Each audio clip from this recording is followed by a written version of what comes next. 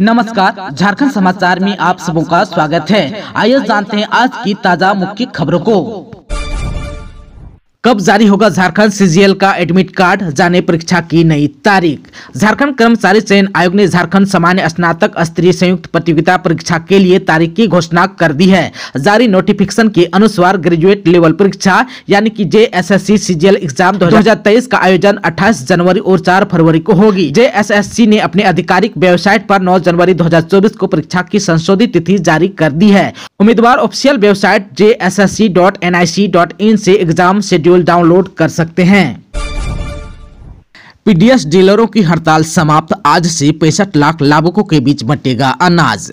झारखंड में पिछले 9 दिनों से चल रही 25,000 से अधिक पीडीएस डीलरों की हड़ताल मंगलवार को समाप्त हो गई। आज बुधवार से राज्य के 65 लाख लाभुकों के बीच अनाज का वितरण शुरू हो जाएगा। प्रोजेक्ट भवन में खाद्य आपूर्ति मंत्री रामेश्वर उरांव, विभागीय सचिव अमिताभ कौशल और फेयर प्राइस डीलर्स एसोसिएशन के प्रतिनिधियों की वार्ता के बाद एसोसिएशन ने हड़ताल समाप्त करने की घोषणा की। आप सबको बता दूं कि राज्य के पीडीएस डीलर 13 माह के लगभग 200 करोड़ रुपए बकाया कमीशन राशि के भुगतान समेत अन्य मांगों को लेकर 1 जनवरी से हड़ताल पर थे। एसोसिएशन के प्रदेश अध्यक्ष ओमकार नाथ झा ने बताया कि सरकार की ओर से कमीशन की बकाया राशि का भुगतान फरवरी माह से देने का आश्वासन दिया गया है। साथ ही वर्ष 2021 से समाप्त किए गए राज्य के पीडीएस दुकानदारों अनुकंपा लाभ को फिर से लागू करने और कमीशन की राशि की वृद्धि के संबंध में बजट सत्र में घोषणा करने की बात भी कही गई है।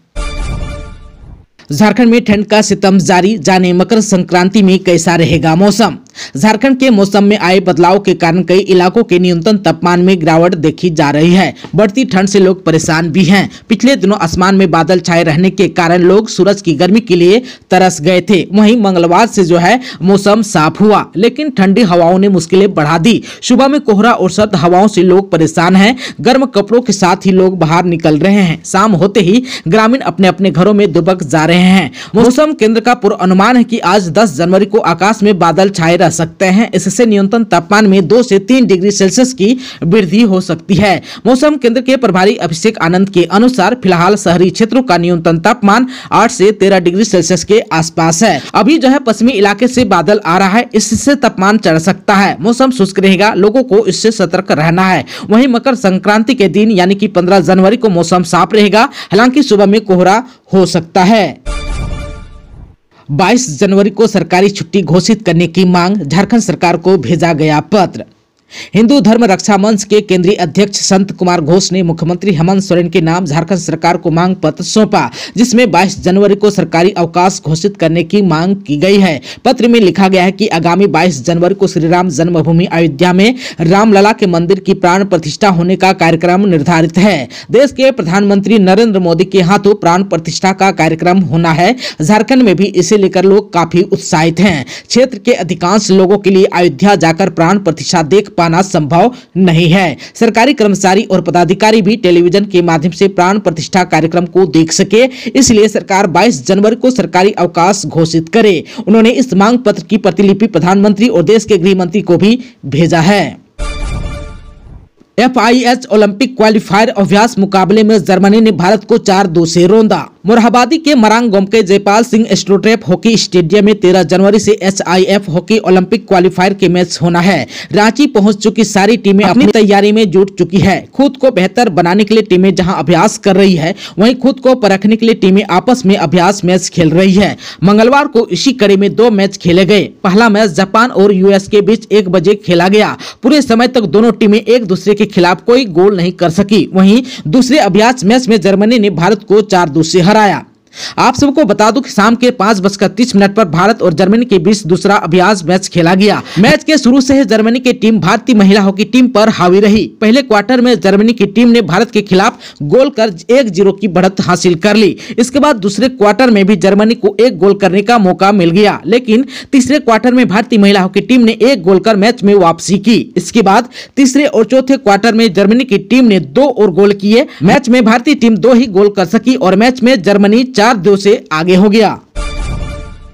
करीब 7 साल बाद धनबाद चंदपुरा पैसेंजर ट्रेन फिर से शुरू, कोयलांचल के लोगों में खुशी।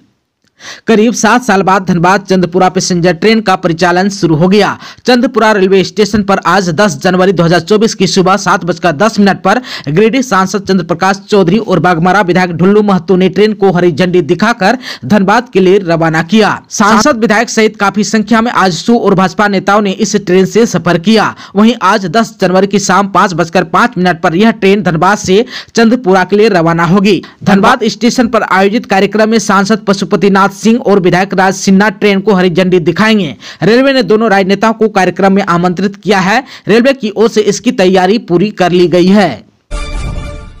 झारखंड कैबिनेट की बैठक में 34 प्रस्तावों पर लगी मुहर। रांची में 6 एकड़ में बनेगा ताज होटल। सीएम हेमंत सोरेन की अध्यक्षता में मंगलवार को प्रोजेक्ट भवन में झारखंड कैबिनेट की बैठक हुई। इसमें 34 प्रस्तावों को मंजूरी दी गई है। राज्य सरकार के पदाधिकारियों को झारखंड के बाहर की जांच एजेंसियों से प्राप्त समन या नोटिस के अनुपालन के लिए आवश्यक दिशा निर्देश जारी करने की स्वीकृति दी गई है। वहीं झारखंड के 8 जिलों में साइबर अपराध थाने के सृजन की भी स्वीकृति दी गई है। वहीं झारखंड के नगरपालिका निर्वाचन एवं चुनाव का संशोधन नियमावली 2024 के गठन की भी स्वीकृति दी गई है। वहीं राजधानी रांची में विश्व स्तरीय पर्यटन अवसंरचना के रूप में ताज होटल के निर्माण के लिए MS the Indian hotel company limited को कोरी कैपिटल एरिया के सिटी 1 में कुल 6 एकड़ भूमि लीज पर भी आवंटित करने की स्वीकृति दी गई है। वहीं झारखंड आंगनबाड़ी सेविका या सहायिका चयन एवं मानदेय यानी कि अन्य भत्तों सहित नियमावली 2022 में संशोधन की भी स्वीकृति दी गई है। वहीं गिरिडीह स्थित बोड़ो हवाई अड्डा के रनवे विस्तार के लिए वर्तमान में अधिग्रहण के लिए चिन्हित कुल 25.04 एकड़ भूमि के अधिग्रहण एवं उसमें शामिल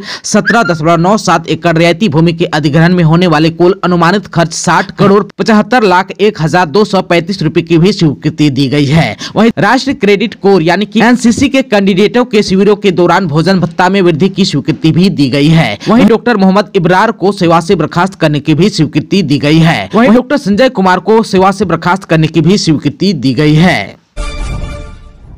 रामगढ़ में भीषण सड़क दुर्घटना में 3 की हुई मौत, 4 लोग घायल। रामगढ़ के राजरप्पा थाना क्षेत्र के चितरपुर में आज बुधवार की अहले सुबह 3:30 पर एक भीषण सड़क दुर्घटना हुई, जिसमें 3 लोगों की मौत और 4 लोगों के गंभीर होने की बात सामने आई है। जानकारी के अनुसार रामगढ़ के चेटर गांव के लोग नए वर्ष में घूमने के लिए पारसनाथ जा रहे थे। अहले सुबह 3:30 बजे के लगभग बोलेरो ने एक खड़े ट्रक को सामने से धक्का मार दिया, जिससे घटना स्थल पर ही 2 लोगों की मौत हो गई, जबकि एक गंभीर रूप से घायल की रिम्स में मौत हो गई। घटना स्थल पर टेकलाल महतो की बहू और 2 वर्ष की पोते की मौत हो गई। वहीं गंभीर रूप से घायल धर्मेंद्र महतो की पत्नी रिम्स में मौत हो गई। दुर्घटना में 4 लोग गंभीर रूप से घायल हुए हैं, जिन्हें अच्छे इलाज के लिए रिम्स रेफर कर दिया गया है। दुर्घटना के बाद घायलों को रामगढ़ सदर अस्पताल लाया गया, जहां 2 लोगों को मृत घोषित कर दिया गया। बाकी गंभीर स्थिति में घायल लोगों को रिम्स रेफर कर दिया गया। मृतकों का शव को पोस्टमार्टम कराने के लिए रामगढ़ सदर अस्पताल में रखा गया। वहीं इस दुर्घटना की खबर चेटर गाँव में पहुंचने के बाद लोगों में शोक की लहर दौड़ गई। गाँव के लोग घायलों को देखने के लिए रांची रिम्स पहुंच चुके हैं।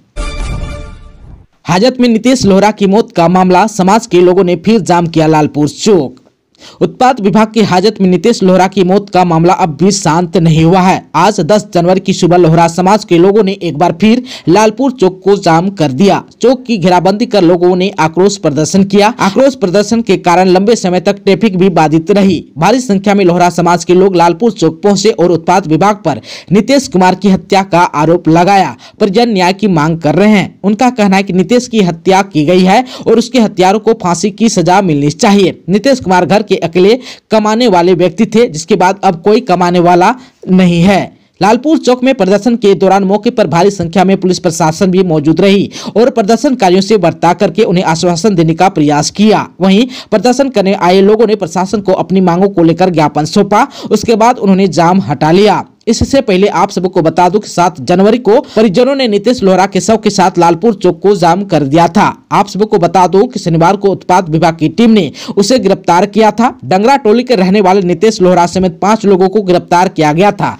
4 लोगों को फाइन लेने के बाद छोड़ दिया गया। नीतीश को उत्पाद भवन के हाजत में बंद कर दिया गया। कथित तौर पर उसने शनिवार की शाम को हाजत के बाथरूम में लगे हुए हुक में फंदा डालकर उससे झूल गया। बताया गया कि उत्पाद विभाग के अधिकारियों ने आनन फानन में नीतीश लोहरा को सदर अस्पताल पहुंचाया। अस्पताल में डॉक्टरों ने उसे मृत घोषित कर दिया। आज से UPI पेमेंट का बदला नियम, 5 लाख तक की पेमेंट कर सकेंगे लोग।